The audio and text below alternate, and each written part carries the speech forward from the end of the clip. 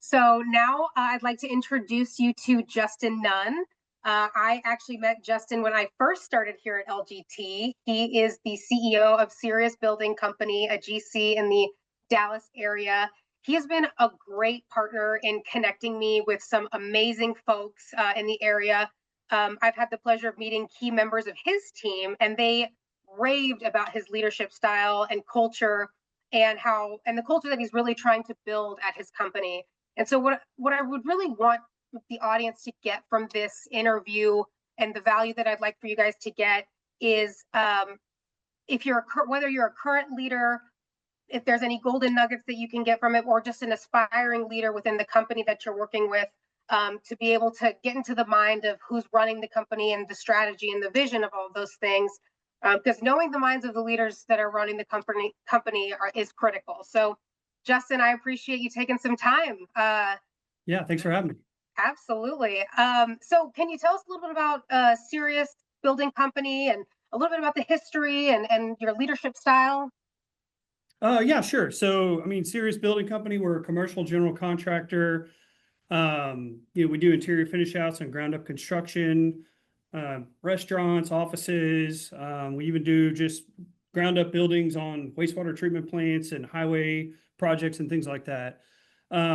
So I would say, we're also DFW, Austin, and the San Antonio markets. Some of the history of the company is, I worked for a national general contractor for about 8 years and then a developer for 3, but always had this entrepreneurial spirit. So what I did is end up teaming up with a smaller general contracting firm, basically becoming this gentleman's succession plan. We did rename it to Sirius Building Company. And then just started growing a business from there. So, 6 months in, I hired my first person, a staff person, other than subcontractors and carpenters that we already had. And then 7 months, then 10 months, and then we just started growing a team to the point now that we're 25 staff members and again, across the state. And then we have 10 carpenters that do various scopes of work for us, mainly locally. And then as far as the leadership team evolving, obviously as we got a larger size, at first it was me kind of like helping manage and oversee everything that I possibly could. But eventually it made sense for someone to be overseeing operations, which is for us, the construction that's going in place, pre-construction, which is everything to do before construction, estimating, costing, trying to figure out what the project's going to cost, that type of deal, bidding jobs. And then just general admin, administration type stuff, which could be business development all the way through, controller, office management, that type of stuff.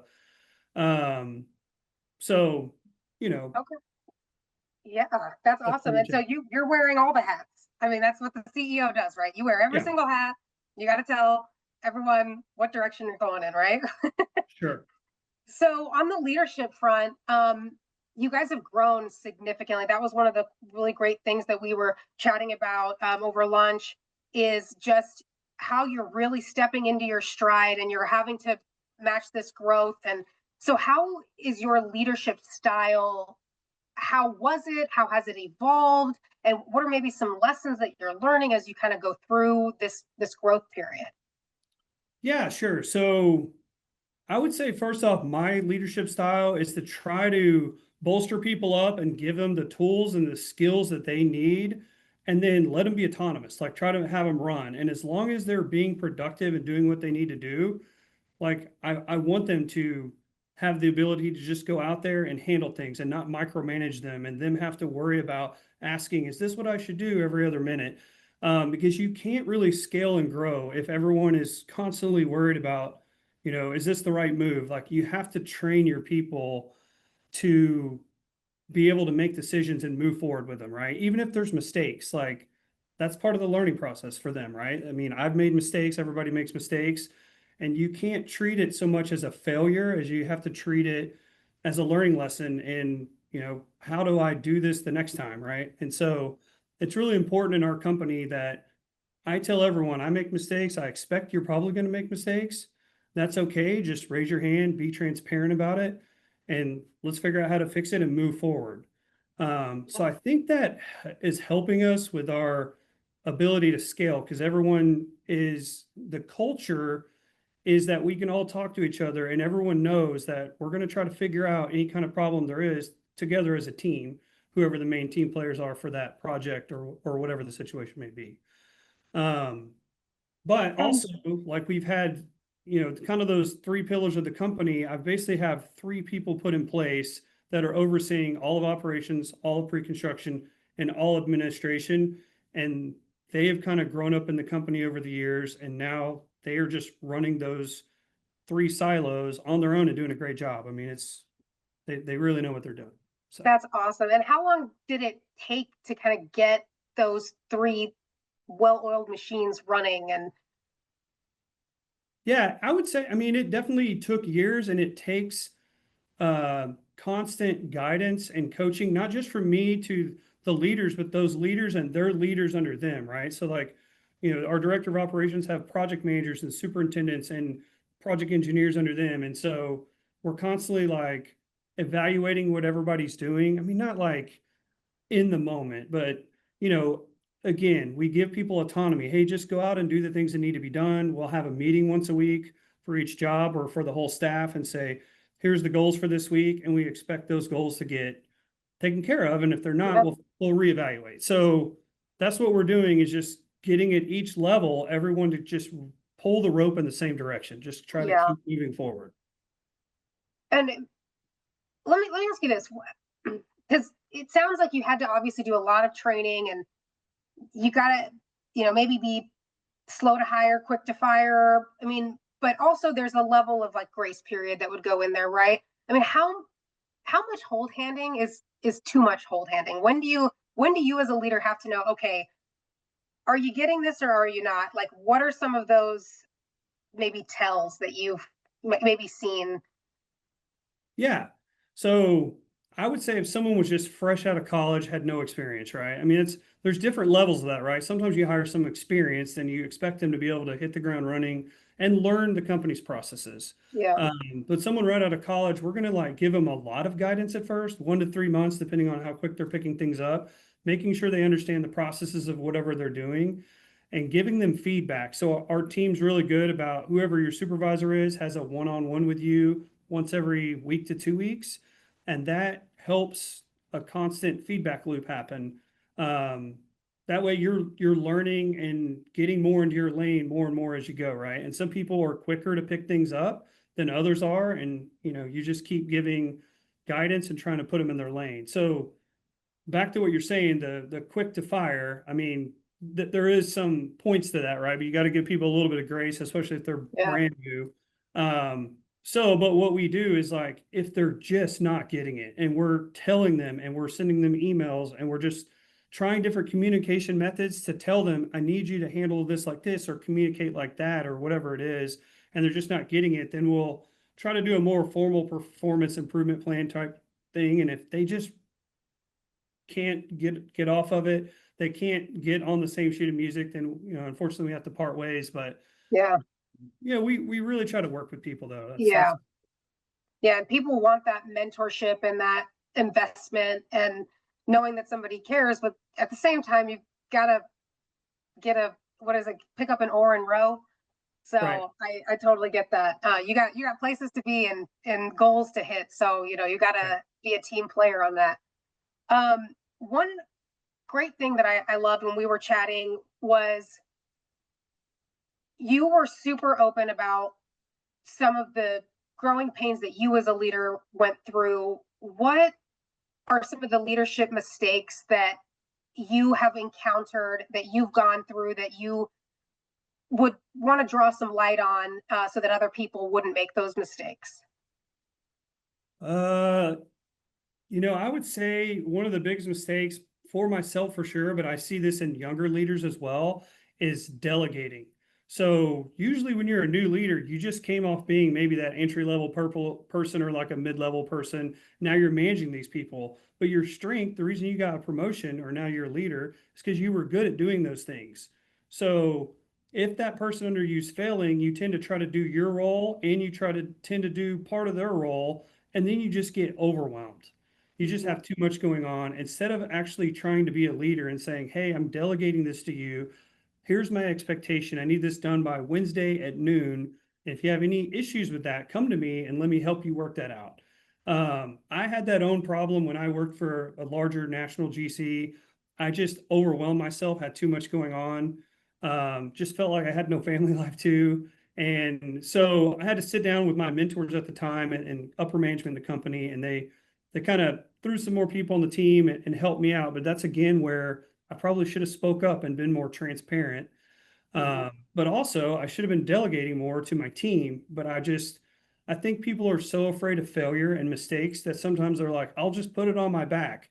And Right. the more you put it on your back, it may feel awkward to delegate, but you're gonna just run yourself on the ground. So you've got to get comfortable with delegating tasks that go to the appropriate people.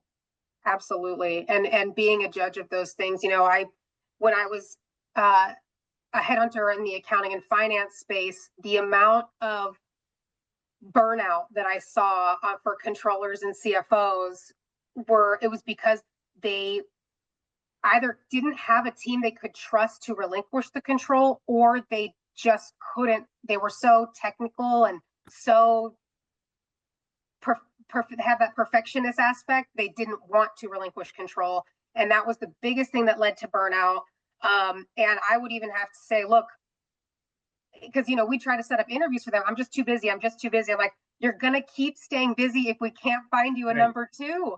If we can't get you a number two and you can't delegate, you're on the same hamster wheel and you're gonna burn out. And so absolutely, I think that's a very valuable lesson, and I've seen it time and time again. You want to be the one that brings value, but it doesn't mean that you have to be the one that's breaking your back doing it. Um, No, and I so, mean, it requires your team. Your team's got to be yeah, helping out. And what's funny is like in our organization, I'll see someone, I feel like getting to that burnout mode, and I'm like, well, what about this intern or this other person on your team? They seem slow. Well, they don't know what they're doing. Then teach them, right? Like it's the take an whole hour. give a man a fish and he eats for a day, teach a man a Mhm. fish, he eats the rest of his life. It's the same thing. You've got to teach that person so that way they can grow and become you, and you can grow and become the leader, and on and on and on, right? Like you can't have the mindset of I'm the only one that knows how to do this. I'm just going to do it. Like it Right, doesn't because you're work. not building. If the coach went in on every game, Right. it's not a team. Right. The coach is probably the smartest person about what's going on but he's got to rely on his team to do each one of their jobs. That's a great point. Exactly, exactly. So learn to coach, learn to delegate. It might seem like you don't have an hour and a half to learn and teach, but to the audience, and if you're kind of struggling with this, spend the time to teach them so you can have a little bit of breathing room. And it's funny, the poll came back and it says that letting go of control. 50% of y'all said letting go of control was a difficult aspect of the hardest part of building a team. So got It to is hard, relinquish. and some of that controls you're afraid they're going to fail, which makes you fail, Right. right? But it's just kind of part of life. Like you've got to give them the reins, and you got to oversee them a little bit, but hopefully you trained them enough that they can do the things, or they know to ask a question, and then your success becomes a team success, and it helps so much to let go of that control a little bit.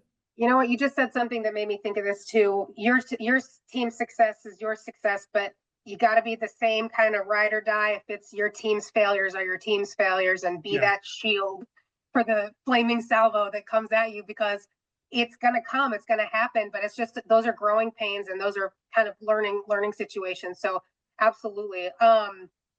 So that's a great segue actually, because I wanted to ask you what what does building trust look like for you and your company? What does that typically entail for you? What are do you have like a mantra or anything that you go by on the building trust aspect? I think a lot of building trust is, again, setting the person up for success. So you've got to train them and get them to the point where they can do what they're supposed to do.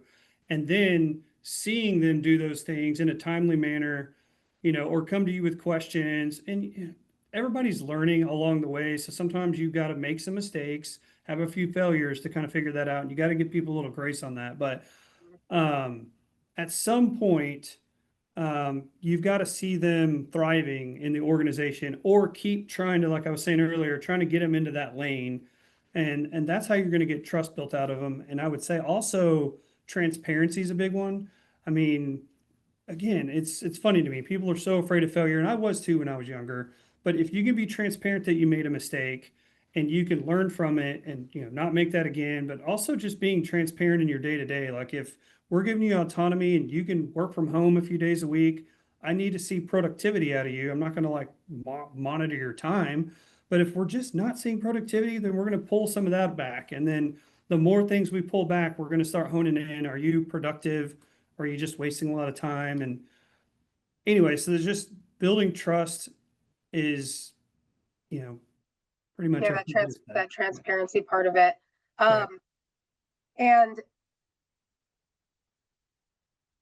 with, I mean, I think it all boils down to accountability because and ownership. And I think that's something Yes. I'm hearing a lot from hiring managers. And you never know. I never know. I mean, I'm not, multi-generational. So like, I never know. But everyone says each generation before thinks that the next generation is lazy, right?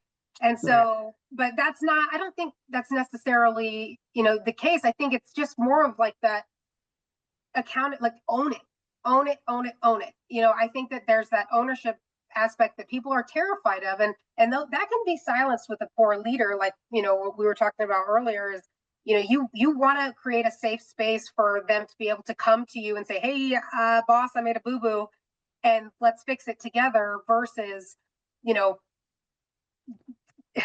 10 weeks down the road you're like, what the heck happened? Right. Because Why then do it's you a try to bigger sweep this mess. under the rug? Because it always comes out. And there's Always. no reason to sweep it under the rug. So you as a leader have got to allow almost an open door policy for them to come say, I made this mistake. You want to know, and then Mhm. not just slap their hand right then and there. Like, all right, let's figure out how we're going to fix that mistake Right. and move forward. So yeah. Yep. And that's tough. And it's tough on both sides. I think it's tough for leaders who are trying to have that open door policy to say, yeah, come to me with problems because of what we were talking about. It's going to make me look bad. How am I going to handle this? Now I have this problem I have to deal with. Um, but it's also hard for that person to come to you. I don't know. It's kind of like a child parent relationship, right? Like you don't want to tell mom that there's spaghetti sauce on the couch cushion. You know what I Okay. mean? But then Right. the guests come over and the couch cushion gets flipped over, there's spaghetti everywhere. And it's just a bigger problem. So I think that accountability aspect is huge. And so a big portion of our audience is they're in the accounting and finance space. We also have a lot of business owners in the audience as well. So what advice would you give to aspiring CFOs and controllers in regards to that? How can they help you and add value to you beyond just punching in numbers? Yeah. Controllers and CFOs. Yeah, I would say it's always great when you have people on your team, especially like people that are guarding the money, so to speak, that if we can loop them in and they can be strategic thinkers with us, like, hey, here's what our backlog looks like. Here's what our work in progress looks like. What's our cash flow going to look like? Um, and here's what we want to do in the future. We want to go into the Austin market, which we have. We want to go into the Houston market. We haven't, but and then they can kind of help us like, well, how much staff do we need? How much cash do we need? How are we going to work through these issues and be successful? And if they can help us like forecast and strategically think through the financial portion, which is I've gotten better at it over years, but that's something I've had to spend many years trying to learn more and more about balance sheets and P&Ls. It's just not, doesn't come natural to everybody like it might a lot of the accountants here. Yeah, So the more they can understand that and help us strategically think and be a part of that process, it just helps tremendously so much to plan for the future. absolutely. Being invested in the roadmap. That's kind of, I think Yes. a lot of executives that I've spoken to, a lot of, I would say like CEOs that kind of have a bit more of that blue collar or sales background, they would come, they come to LGT and they say, look, I need a strategic partner. I need somebody who understands the roadmap of where we're going, and I want them to help. Okay, how much? If I want to take this step, how much is it going to cost me? If I want to do this, how much is it going to cost me? Right. How do I position myself for step number 86? So kind of being that uh, having that foresight, and adding value to your CEO in that sense. So that's excellent. I love that. And actually, the poll question that just came through, I want to ask you. Okay. Um, what builds instant credibility with you as a leader? And there's four options: owning mistakes, bringing solutions, not just problems, following through on promises, or asking sharp strategic questions.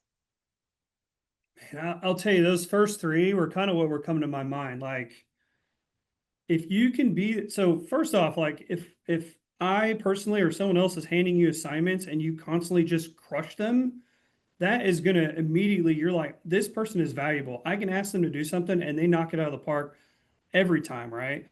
And or if they do have questions, and this requires some training, and I almost want to dig into this more, like that whole bringing a solution to a problem.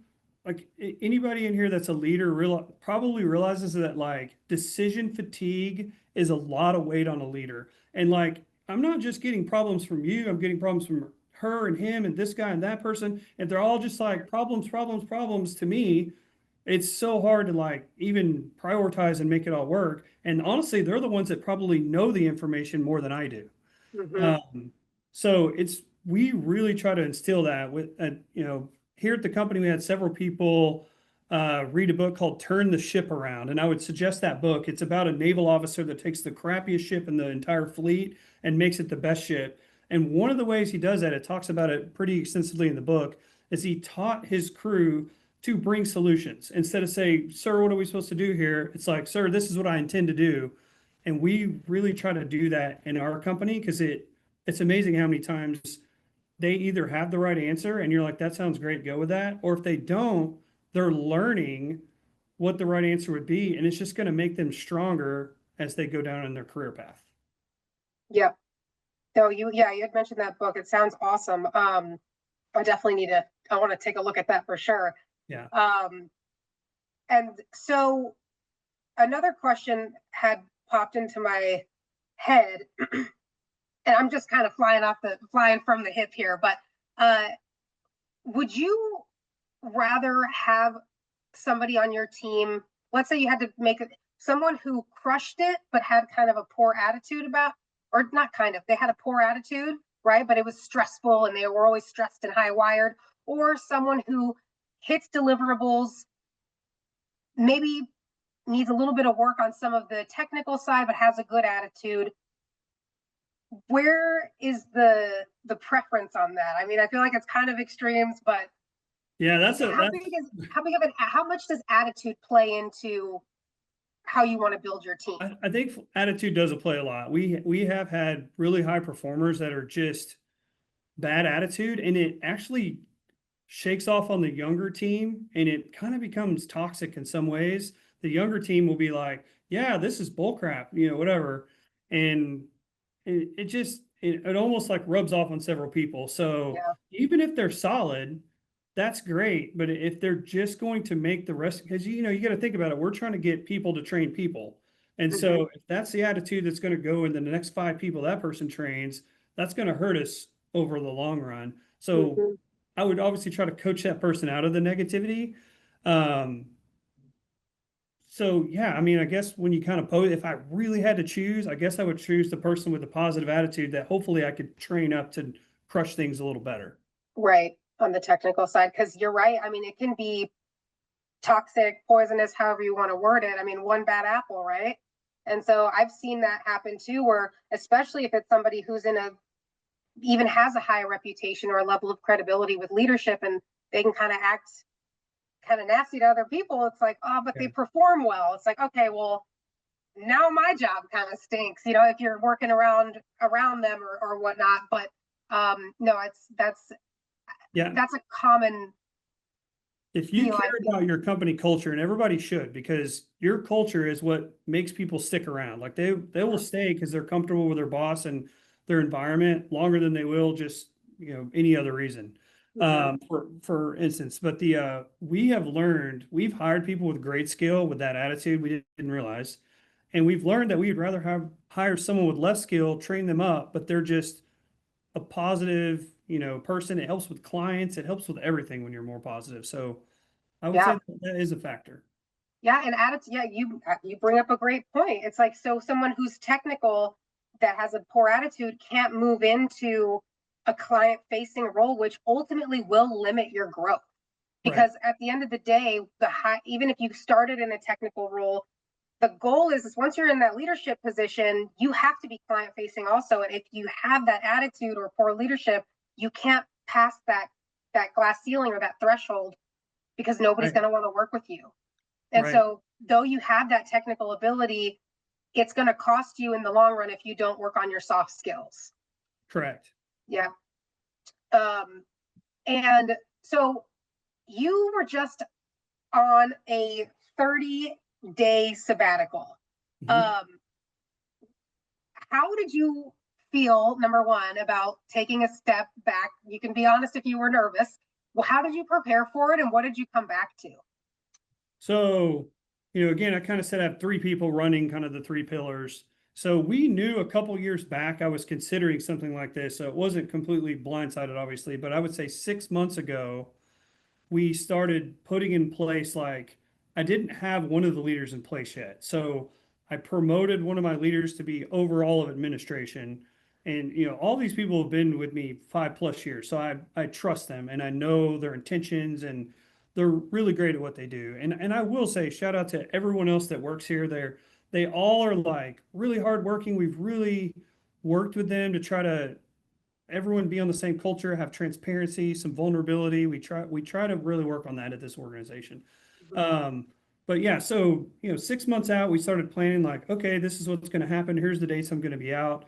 Okay, so what if just something things go wild? What are we going to do? We started preparing. Well, we need to fire someone. Who handles that? How's it going to work? If a client goes ballistic, who handles that? How's that going to work? If we have this, if we get a lawsuit, like whatever could potentially happen, we kind of made a plan for it.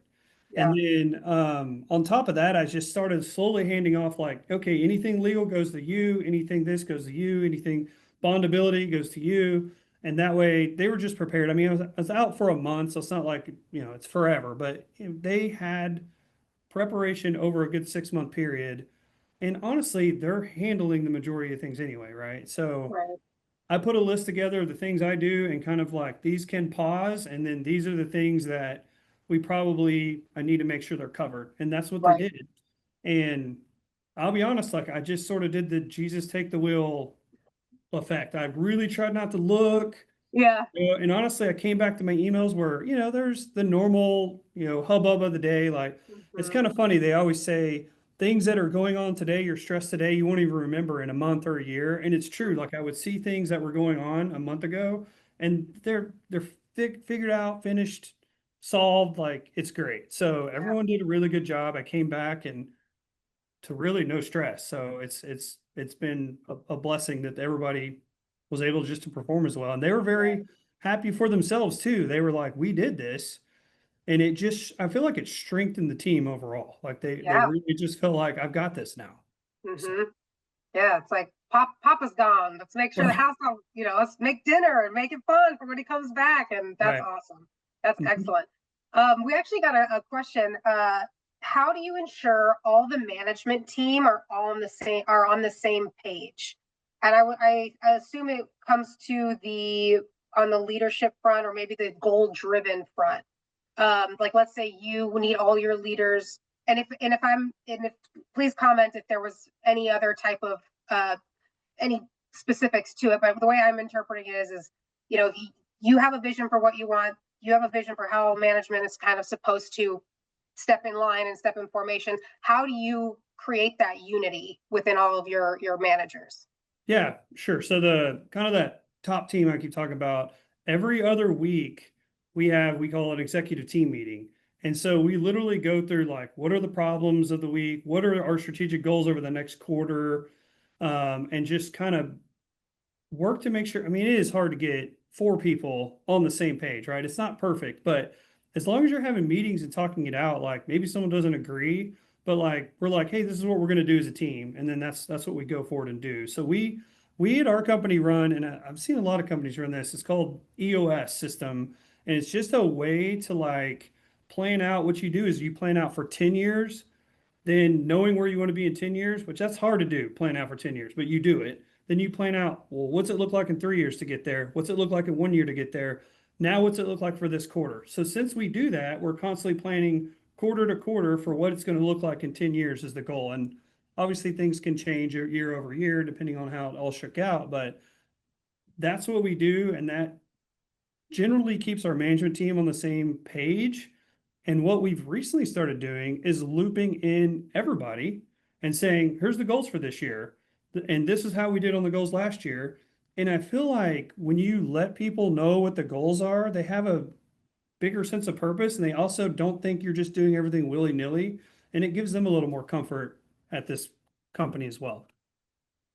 Gosh, it, you would even, you had said, getting four people on the same page is not easy. And I'm thinking, gosh, there's so many organizations out there where like on that second tier, there's as many as 10 people. It's like, how do you keep that cohesion? And I guess, yeah, I think accountability's got to be a huge part of it, right? Because having those action items at the end of each meeting and saying, okay, well, at the next meeting, this has to be done and this has Right. to be done, and taking those steps, Well, and it's great if you're meeting on it, even from the like a project meeting, it's similar, but it's just more strategic, right? So like we are literally doing what you're saying, like, okay, we've got to get this done by the end of the quarter. How are we going to get there? And we just start chomping away at it. And then it's amazing. Like at the end of the quarter, we knocked out at least 80% of the goals, if not 100, pushed some to the forward, and then what's we do in the next quarter to make it to the goals? And so it just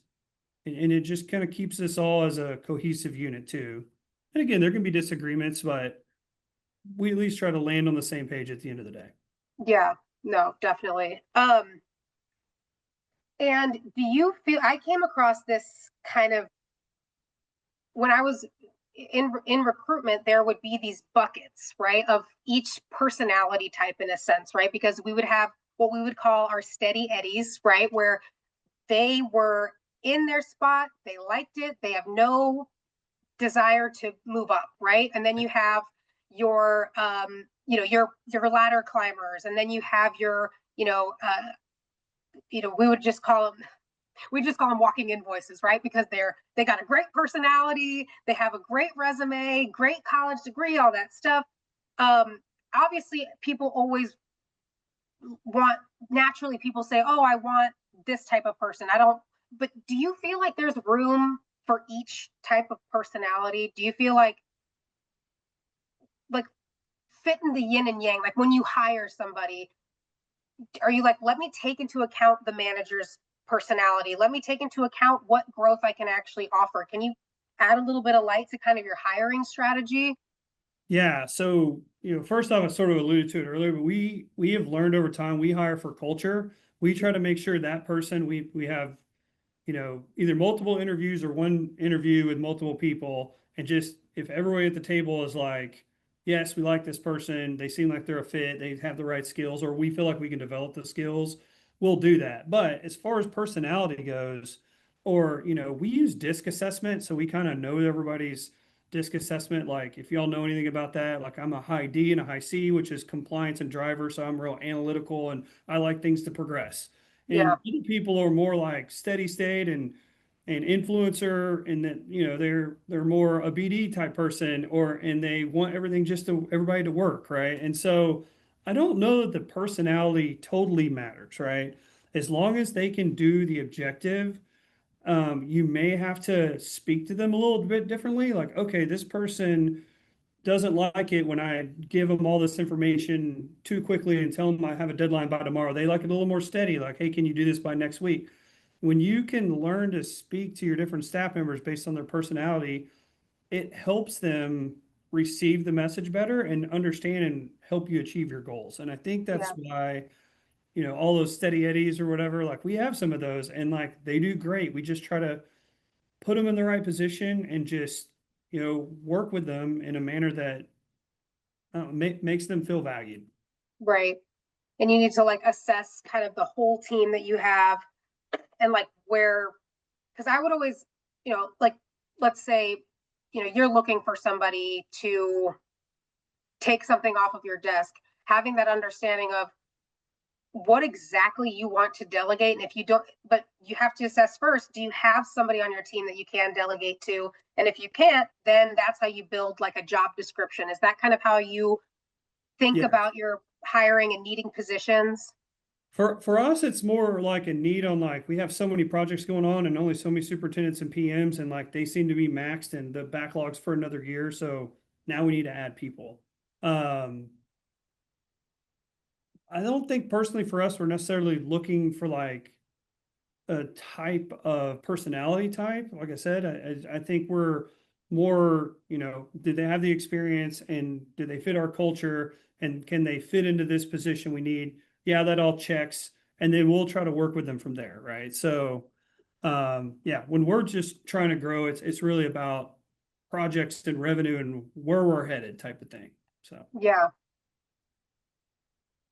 And is there any like secret sauce to somebody that wants to, because a lot of times, like if you were hiring for a VP, in the title, it's like, okay, it's supposed to be like the right hand, right? What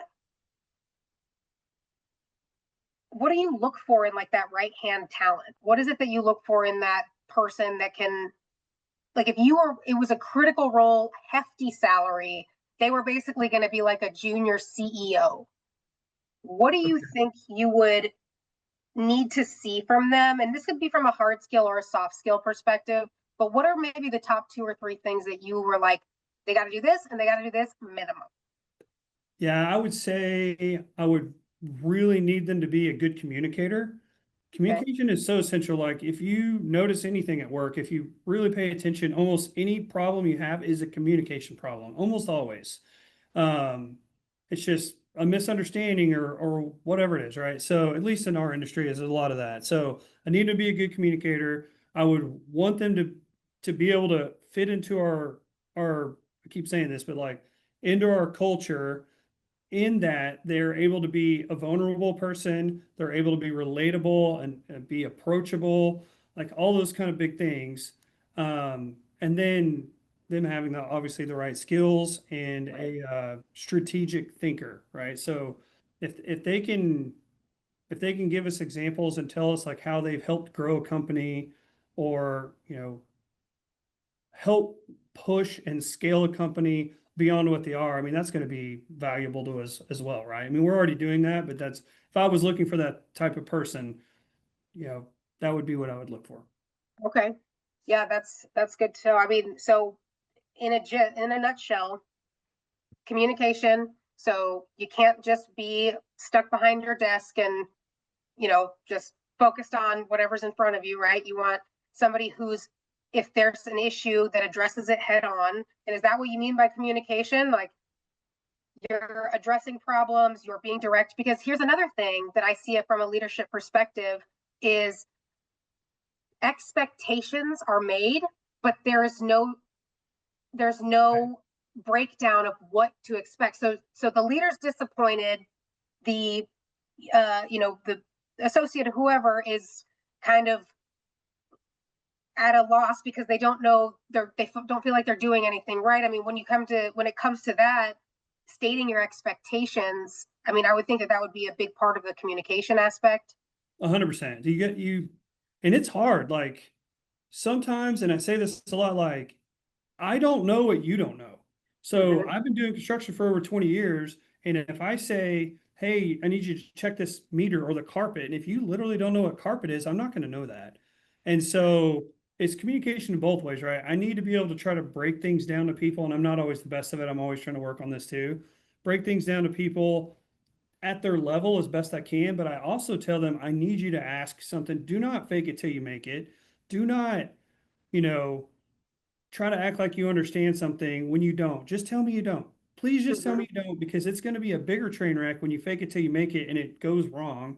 And I'm like, I told you what to do specifically. Well, I didn't understand that. Why didn't you tell me?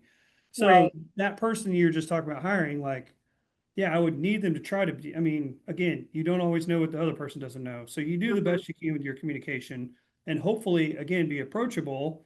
So they'll communicate back to you like, hey, I'm sorry, I don't really understand what you're telling me. Yeah. Okay, well, let's sit down and work through it, right? And so Mhm. that's really important. Yeah, and to the leaders out there, that humility that they need to come to you is, I mean, I remember what it was like being in my early 20s and trying to figure it out, and like, hey, I don't understand this. Those two different options, those that's kind of like what we were talking about before. You can either be met with, well, why don't you understand this? Like it was on your resume or whatever, Right. right? Or being met with some grace and understanding and keeping that door open. And so having that understanding that it's taking them a lot to come to you to admit a mistake or admit that they don't know something. Because I mean, what's your take on even just like ego in the workplace? I feel like it's everywhere I turn, and I can only imagine in the construction industry that ego is probably, I think in most trades, I would say, actually, it's Right. probably just in any business, but even there, you're dealing with a lot of strong-willed people. What are your kind of thoughts on ego? How does it play a role in your own philosophy and the teams that you build?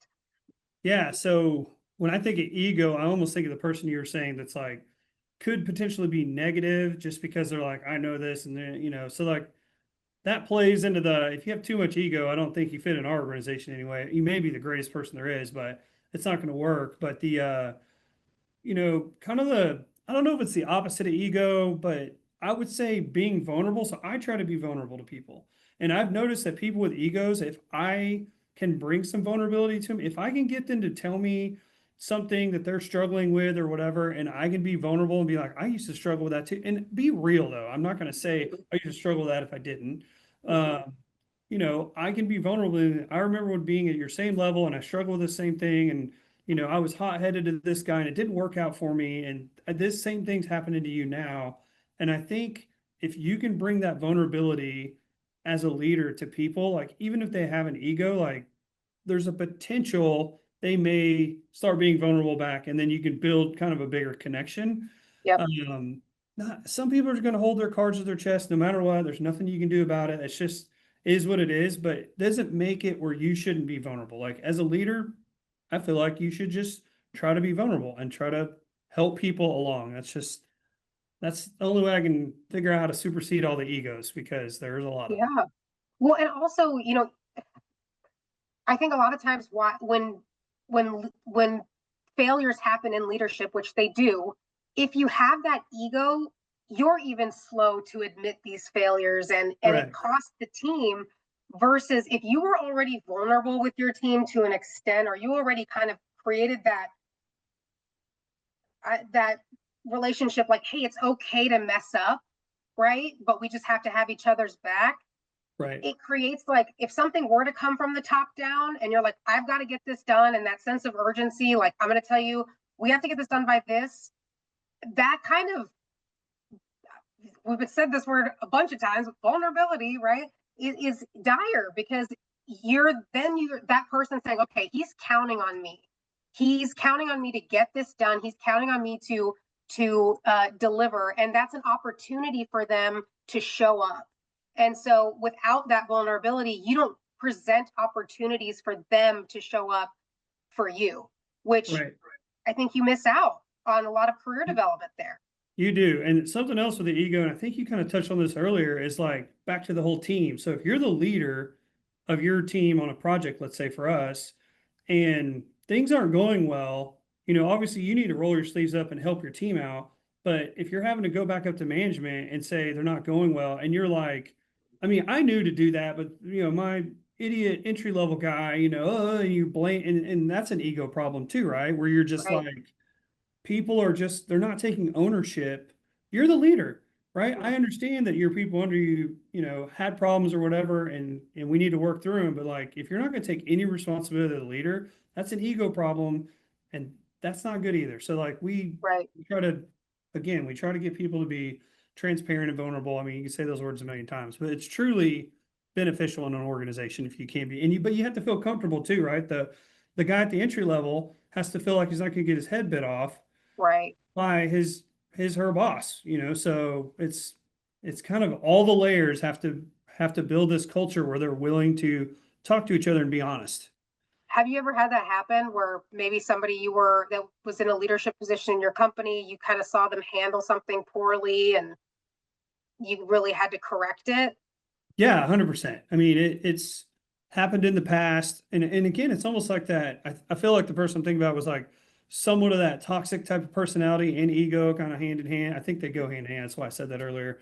Um, and I just feel like the way they were handling stuff, their team was handling stuff. And then the client was getting the rub the wrong way. And then the subs were getting rubbed the wrong way. And, we want to partner with our subcontractors and we want our clients to be happy. And so, it just was like unfolding a lot. And we really had to like bring that person in and explain to them, this isn't how we do things here. I don't know how you've done it at other places, but we need to work on your attitude and things like that. And so the Okay. person left on their own because they didn't like to hear that answer. And that's okay. That's worked out But then great. you're not the right place for them. And that kind of, Correct. but that's communication and that's setting expectations. And that's, hey, these are the rules of the game. You choose to be here or not, Right. whether you want to break the rules or leave on your own volition. Those are the two options. For sure. Well, we got another question. How do you help your team recover from a team member who maybe was that negative energy, big ego, and you fired them? So that's interesting because I'm sure that I don't know how long they were there for, but if they really had their claws in there, that could leave a Yeah. lasting impression. So what would you say to that? And have you encountered that and how did you handle it? Yeah. So 100% in that situation, I was just saying, we definitely encountered that. Mm-hmm. And how And did you fix it? all we could do is try to coach it out of the people that were left. Hey, the reason this person was left is, they were just being very negative. It felt toxic to the organization and to the subs and to just everything, right? And we know you were working with them and we want you to understand like that's not the energy we're trying to bring here, and then try to pair them maybe with one of our A players. Like, this is who the person is. This person is like a stud at this organization. They understand all the culture that we're trying to have. Maybe pair them together, and hopefully we can train that out of them a little bit. In the situation I'm talking about, that person left as well eventually. And again, that was, we were better for it in that instance. But Now, what that's if the they best left? thing I could think to do. What if their team like how would you correct the team, right? Like let's say like the leader left. And in this situation, I'm kind of assuming this would be the leader, but let's say the manager or that toxic person that was in a leadership position left, and the team's kind of like, okay, what now? Like, how do you then say, number one, everything's going to be okay. Number two, that's not how we do things here. And let me show you, like, what would you then do? How would you fix that to make sure that you don't lose your team, that Right. they want to stay and that you can show them a different culture. Yeah, I think it's, again, I would prefer to do it one-on-one versus a group. Oh, And okay. it may be me, like it may be me or like the guy over the whole, or both, right? But we just go sit down with them and just probably download with them, like, what do you feel? How'd you like working with this person? We've actually done that with people before. Yeah, Well, they were really difficult to work with, and sometimes they're on the same page. yeah. Sometimes they're like, I'm actually glad they're gone. I really didn't like working with them. And okay, fair enough. So like we're gonna team partner you with this other person now, and we'll keep talking to us, and we're gonna Okay, trying to good. develop you and that type of Yeah, thing. Just try to make sure they still feel comfortable. yeah. It is funny. Like I don't think people are always. Some people are just innately negative, and that's just the way it is, and they don't even mean it. But and that's different than being just completely toxic. But I Hmm. don't think the majority of people are super ego-y and negative. So then when they get paired with someone like that, usually they're unhappy too. You just don't Yeah, know it because they're afraid to say something to someone. And then when it comes out, you're like, okay, this is all knock on wood working out. Like yeah, it's on the same sheet of music. So yeah. Absolutely. Yeah, and that comes down to communication, right? yeah, and I would say as a leader, in whatever level you're at, like I was just thinking about this thing, not just with the negative person, but like on the team. But sometimes if you have like a really weak link on the team, the whole, like, you've got to do something about that. The negative Yeah. person or the weak link. I can remember times in my career where someone at my level was just this weak link, and the leadership wasn't doing anything about it. And it just frustrated me because I feel like I'm working, 100 miles an hour on this person, and everybody else is too. And the weak link's not helping. So I would say with the negative person and that weak link, you've either got to bolster them up or you've got to put them on a pip and push them down the road. Like you really Yeah. do, because it affects the whole team. Yeah. It makes me think back to the college day, the group project days. There was always Yes. one. There was always Yep. one. They were just coasting in the back, hoping everybody else did the Yeah, project. they're like, oh So, yeah, here's how you spell my name for the final project. I'm like, okay. right, right. Right. Okay.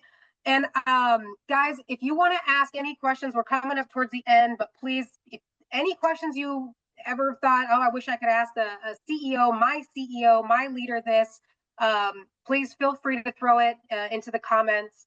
But I wanted to ask you the question that I was asked to ask, but they couldn't be here today, but they will watch the recording. I'll make sure of it.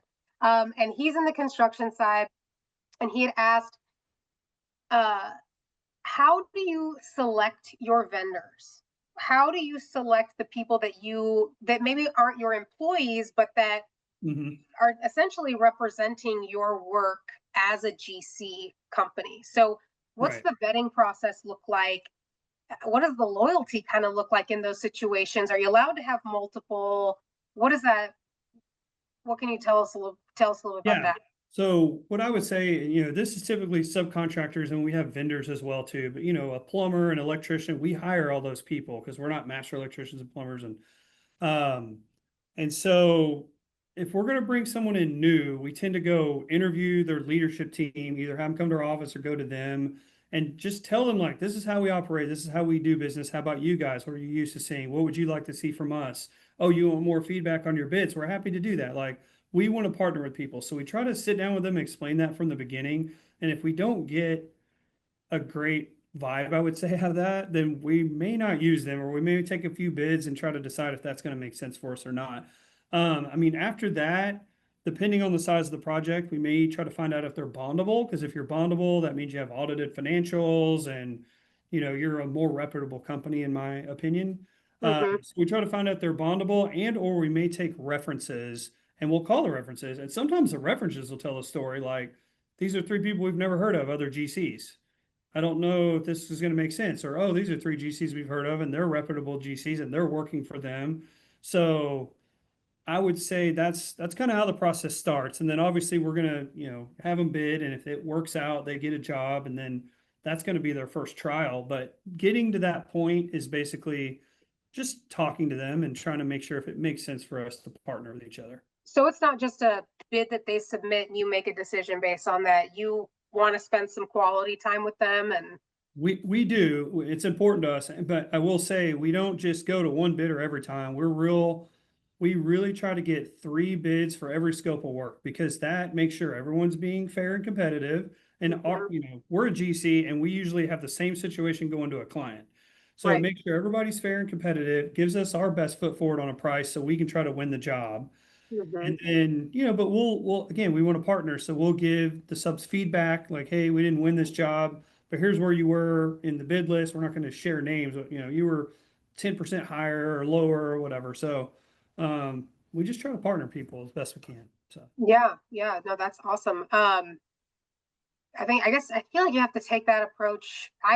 I know where the commercial level you were, but I used to flip houses, a little bit.